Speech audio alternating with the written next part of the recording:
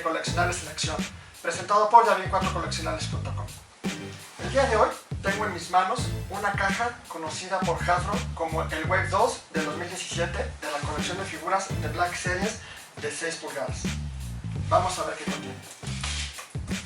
En realidad, esta caja corresponde al Wave 11 de la tercera temporada de la colección de 6 pulgadas de Hasbro.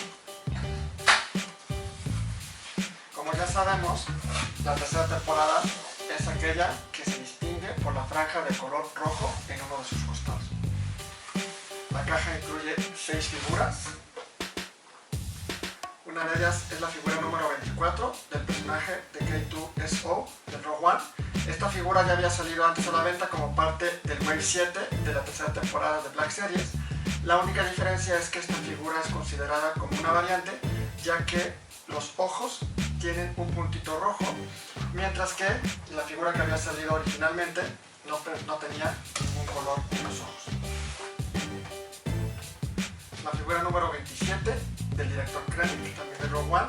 Esta figura formó parte del Wave 8 de la tercera temporada de figuras de Black Series.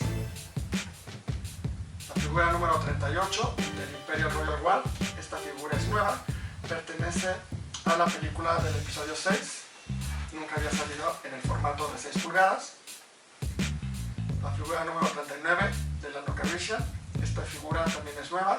Este personaje corresponde al Imperio Contraataca y tampoco había salido antes en el formato de 6 pulgadas. La figura número 40 de Qui-Gon Jinn.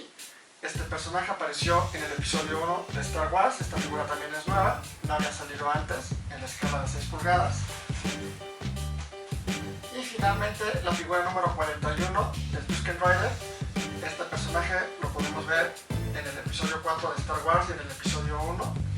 Y tampoco había salido antes en la colección de Black Series de 6 pulgadas. Como podemos ver, esta caja incluye 4 figuras nuevas que no habían salido antes a la venta por parte de Hasbro.